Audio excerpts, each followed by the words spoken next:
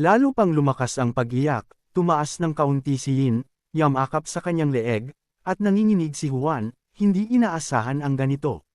Sa wakas, ngumiti, relaxedly, sinimulan niyang himas-himas ang nanginginig at umiiyak na ulo ni Yin para pakalmayan siya, at naisip na hindi niya inaasahan na makakakuha siya ng isang magical na kasama ng libre. Maya-maya pa, nang huminahon si Ying, umupo siya sa likuran ni Juan, nakahawak sa balikat nito, at gulat na tumingin sa mga lugar na nadaraanan nila, at natuwa si Juan na ang kapangyarihan ni Yin ay parang isang bagzo ng hangin mula sa labas. Napansin na ito, ay isang mahusay na pagsasabuatan. Napagpasyahan din niya na sa hinaharap, dapat nilang subukang lutisin ang kanyang mga problema sa pagsasalita. At nakangiti kay Yin, nagpasya siyang oras na para lumipad sila pabalik sa clan. At siya, bahagyang nakabuka ang bibig sa pagkamangha. Tumingin sa kanya nang marinig niya ito, at nang malapit na sila sa lugar kung saan matatagpuan ang Huan clan, inihayag niya na ang lugar na ito ay magiging tahanan ni Yin mamaya. Sa Yunshan Palace, tumayo siya sa threshold, at sa susunod na sandali, Shan, takot na sumisigaw ng kanyang pangalan, lumapag sa harap na siya at tinanong kung ano ang nangyari sa iyo. Iniunat ni Siyang ang kanyang palad sa gilid, ipinaliwanag na marami siyang bali, nasira ang mga panloob na organo. Siya ay natakot sa mga pinsalang ito, at ipinaliwanag na kung sila ay nag-alinlangan kahit kaunti, kung gayon hindi isang Diyos ang makapagliligtas sa kanya.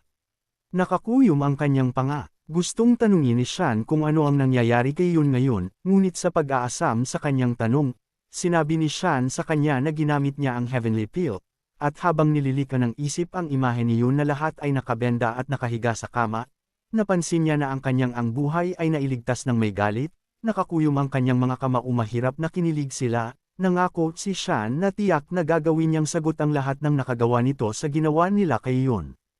Ilang sandali pa, at inihanay niya ang lihim na lokasyon sa hangganan ng madilim na buwan. Nakaupo ang mga elder sa magkatapat na upuan, naghahanda na talakayin ang mahahalagang bagay. Pagkatapos ng maikling katahimikan, ang elder ng Purple Spirit Clan, si Xin, na nasa ika-4 na antas ng pag-akyat sa dingding, ay inilagay ang kanyang kamay sa kanyang baba at itinuon ang atensyon ni Shan sa kanyang sarili, nagtanong kung bakit niya tinawag silang lahat. Si Shan, ang elder ng Kindian Sword Clan, na nasa ika-6 na level ng Truth Ascension, ay bumaling sa kanyang mga kasama at inihayag na hindi lihim sa sinuman sa kanila na ang Moyan Clan ay naging napaka-aktibo nitong mga nakaraang araw. Napansin niya na sa sandaling tumawid siya sa hangganan ng Yun Sungu Prefecture, agad siyang inatake ng mga tao ng clan na iyon.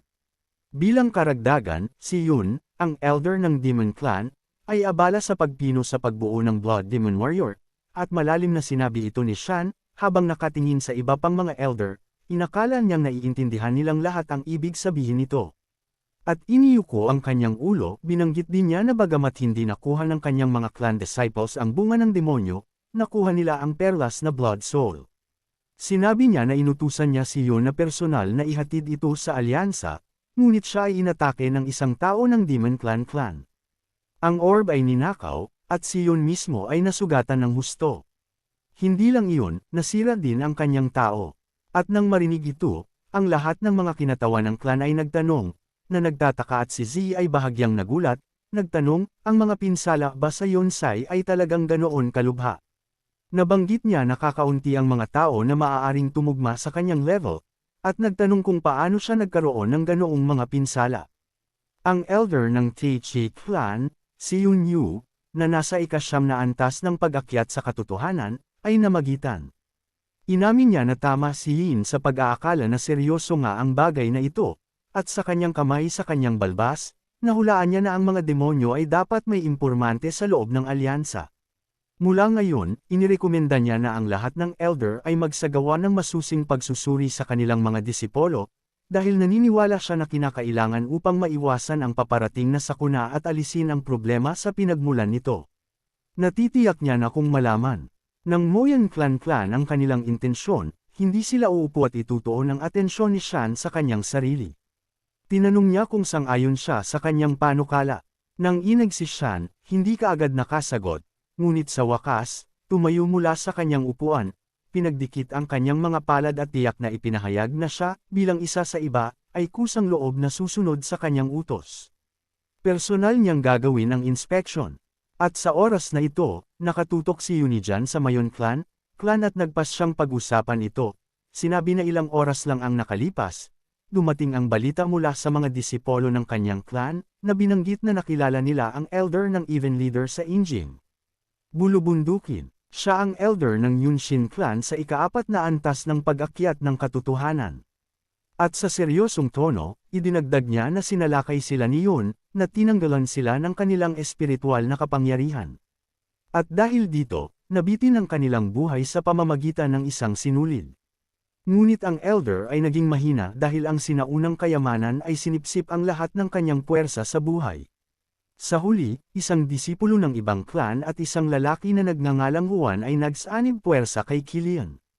Nang marinig ito, iniisip ni Shan kung si Juan ang tinutukoy ni Yun Zhang. Sigaw niya, hindi maitago ang emosyon, at naitanong sa sarili, hindi ba kasalukuyang nagbabakasyon si Juan? Hindi niya maintindihan kung paano siya naruroon sa kasong iyon.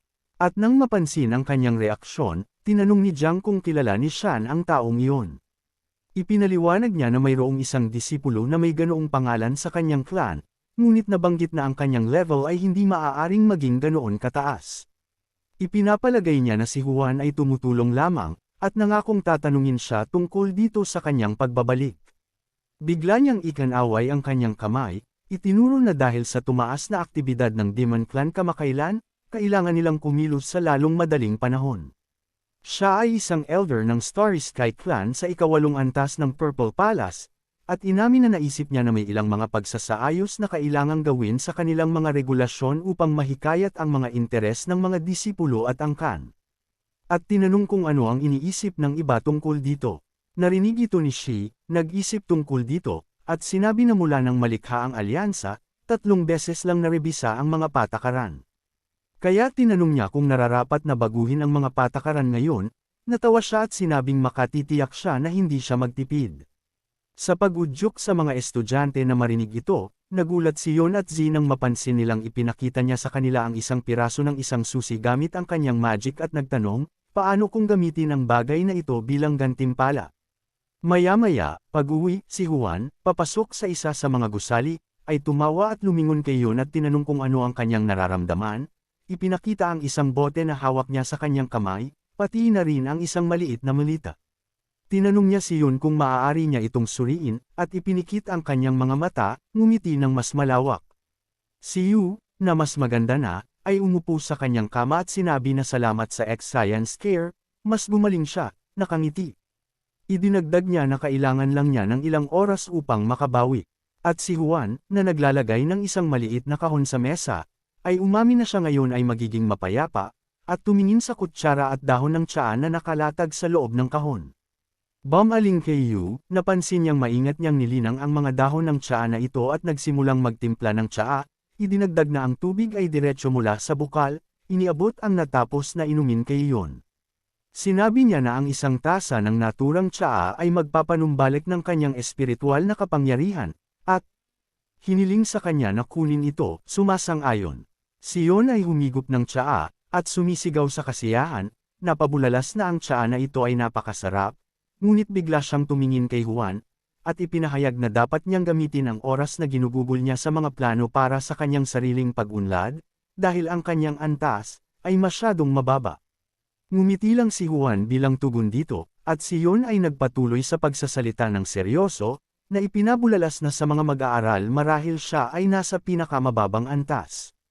Bumantong hininga si Juan, kinagat ang ibabang labi, at hindi kontento na nag-isip na nagsimula itong muli, nagpa siya na maglalabas siya ng ilang espiritual na kapangyarihan, na pinapagana ang magical energy sa paligid niya. Napangiti siya at sinabing tumaas siya sa ika-8 antas kamakailan.